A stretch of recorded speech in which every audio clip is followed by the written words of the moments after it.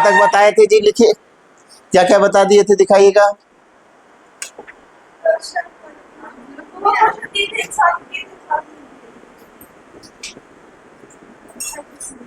लिखेगा हेडिंग। अच्छा ये बता दिए थे ना, क्या बोलते हैं, कंजुगेट बता दिए थे, प्रॉपर्टी ऑफ कंजुगेट। अब लिखेगा प्रॉपर्टी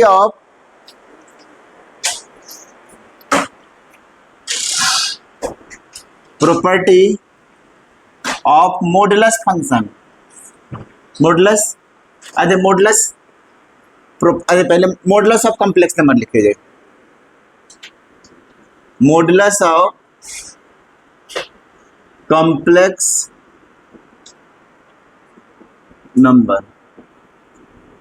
जैसे हम देखिए, ये एक्स एक्सिस दिया हुआ है जी, ये बाई एक्सिस है, ये एक्स डेस है, ये बाई डेस है, ये ऑरिजिन दिया हुआ है, ठीक है।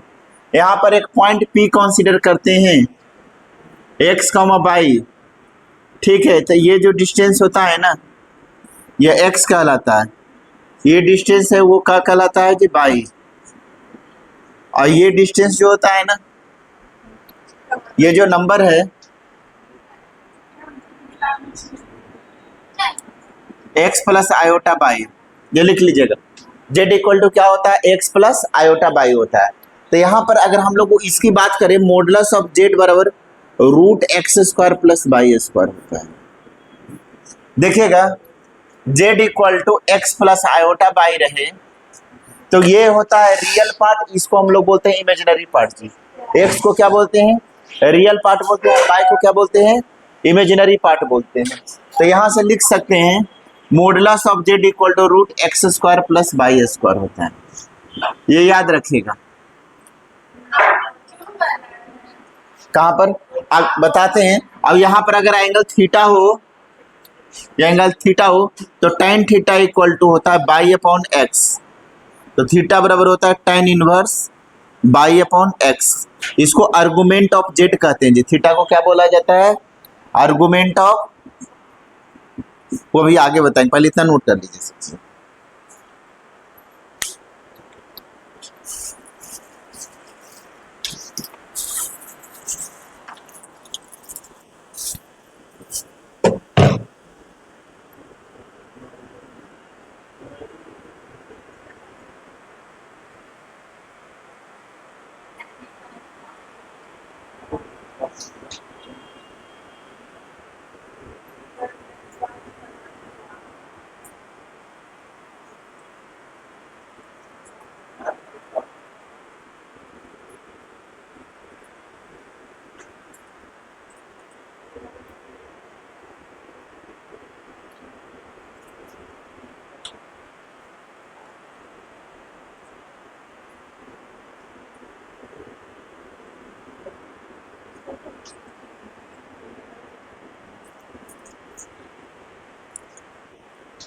कुछ प्रॉपर्टी लिखेगा, प्रॉपर्टी ऑफ मॉडुलस लिखेगा जी, ये भी लिखा देते हैं भाई, प्रूफ करेंगे तब तक लिख देते हैं इधर, ये सबका प्रूफ करना होगा इसलिए वो लिख रहे हैं।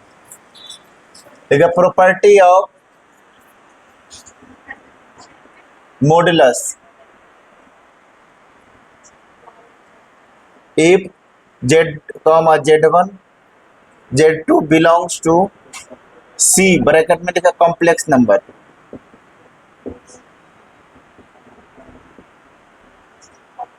नंबर एक में लिखे जेड का मॉड इक्वल टू 0 होता है, तो Z equal to 0, real part of Z equal to imaginary part of Z equal to 0। दूसरा लिखेगा जेड इक्वल टू जेड का कंजुगेट का मोड। तीसरा लिखेगा minus Z equal to real part of Z, Z का मोड, या minus Z imaginary part of Z. Fourth में लिखेगा जेड जेड का conjugate equal to modulus of Z square होता है। z1 z2 का मॉड बराबर z1 का मॉड z2 का मॉड होता है। 6 नंबर में लिखेगा z1 अपॉन z2 का मॉड इक्वल टू होता है z1 का मॉड अपॉन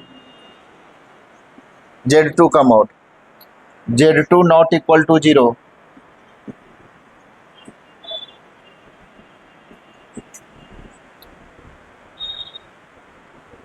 चलिए नोट कर लीजिए, इतना इतना ही है जी, नोट डाउन कीजिए।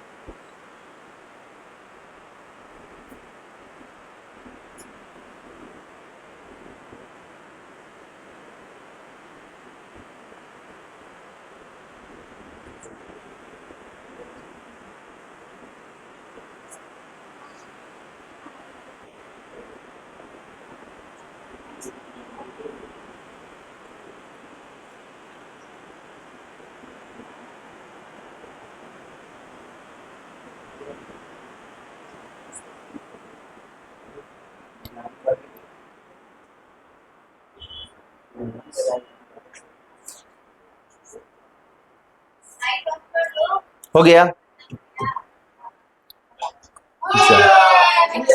वो आएगा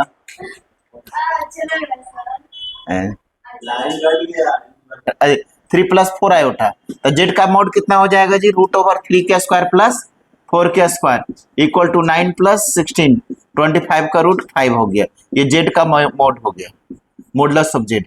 अगर जेड बराबर अगर रहेगा 6i प्लस 6 + 8i, तो जेड का मोड कितना हो जाएगा, एग्जाम्पल लिख लीजिएगा, 6 के स्क्वायर प्लस 8 के स्क्वायर इक्वल टू 36 + 64, 100 का रूट कितना हो जाता, 10। नोट कर लीजिए।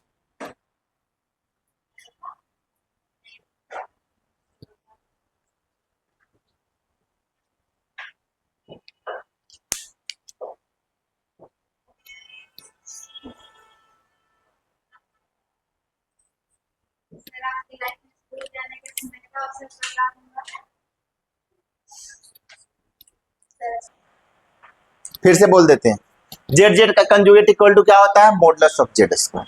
तो हम लोग मान लेंगे let Z equal to a + iota B. अब लिखेंगे टेकिंग कंजुगेट बोथ साइड, तो जेड का conjugate equal to a + iota B का कंजुगेट, तो कंजुगेट है वो साइन माइनस कर देगा, तो जेड माइनस आयोटा बी, इसको सेकंड इक्वेशन।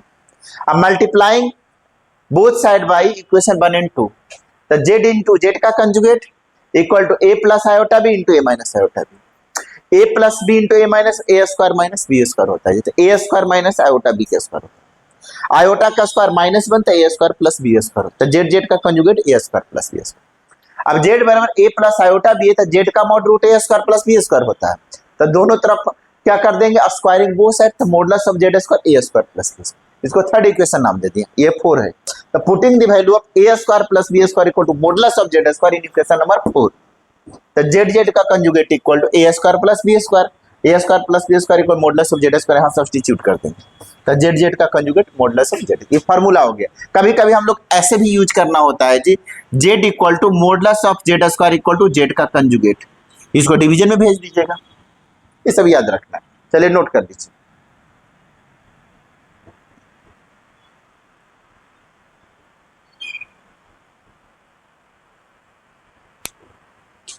ठीक है, नोट कीजिए।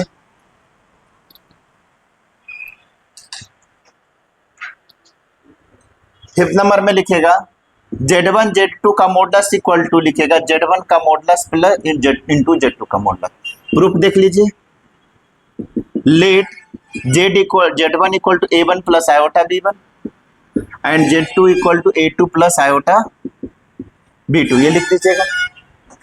तो यहां से क्या हो जाएगा, Z1 इंटू Z2 क्या होगा, A1 plus iota B1 into A2 plus iota, ऐसा लिख सकते हैं क्या, मल्टीप्लाई कर दीजिए, A1 A2 iota A1 B2 plus iota B1 A2 plus iota के स्क्वायर B1 B2, तो A1 A2 आयोटा स्क्वायर -1 होता है, तो minus B1 B2 plus iota common ले लीजिए, A1 B2 plus B1 A2, ये हो गया Z1 Z2, ये हो गया।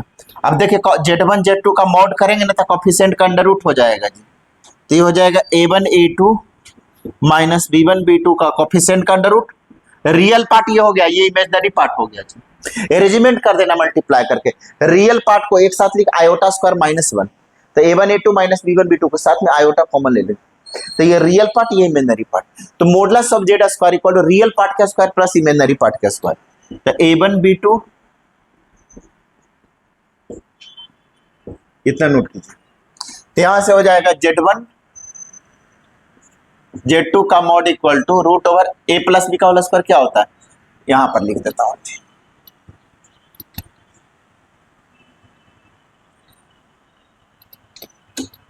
क्या लिखेंगे Z1 Z2 का mod equal to root over, इसको A माइनस बी के होल स्क्वायर में ब्रेक कर लीजिए, A square plus B square plus minus 2AB 2A1 A2 B1 B2 plus A1 square B2 square plus B1 square A2 square plus 2A1 B1 A2 B2, ये हो जाएगा,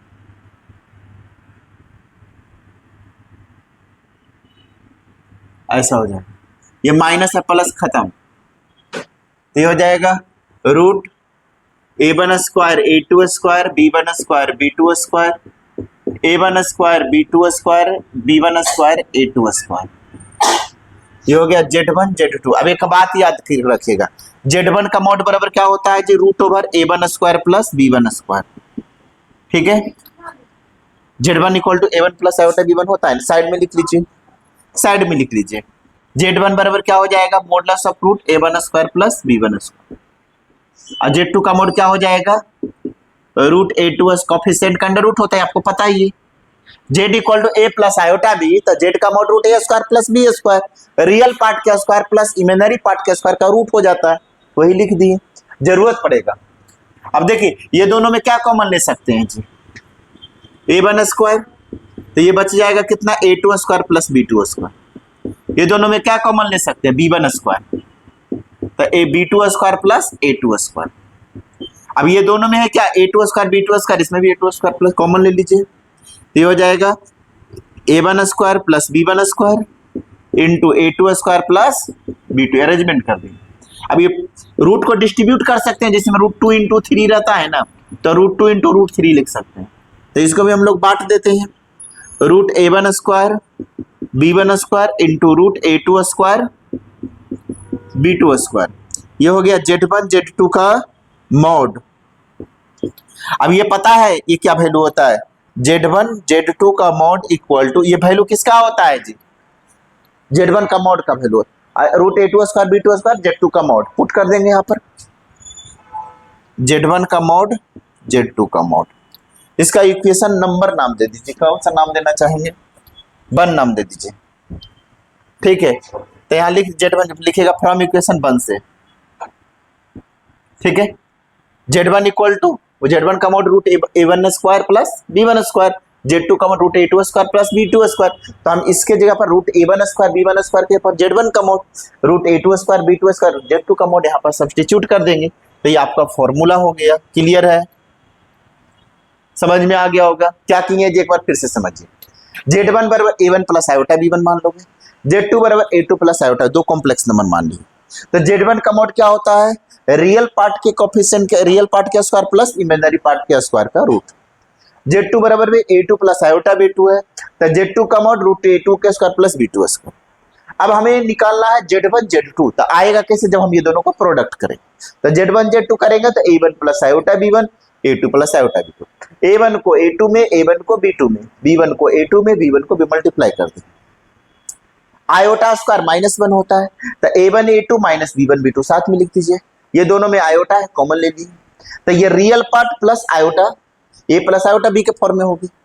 अब हम लोगों का मॉड जब करेंगे ना तो कोफिशिएंट रियल पार्ट के स्क्वायर प्लस इमेजिनरी पार्ट के स्क्वायर का रूट हो जाता है, तो A1 A2 minus B1 B2 का square plus A1 B2 plus A2 B1 का स्क्वायर, ये हो जाएगा। अब A माइनस B का whole square A plus B का होल स्क्वायर पर ब्रेक कर दिए, A square plus B square minus 2AB, A square plus B square plus 2AB, cut गया, ये होगा A square A1 square A2 square, ये B1 square B2 square, ये A1 square B2 square A1 B1 square A2 square. अब ये दोनों में से हम लोगों ने क्या कॉमन लिए जी, a1 स्क्वायर, तब a2 square plus b2 square बचा।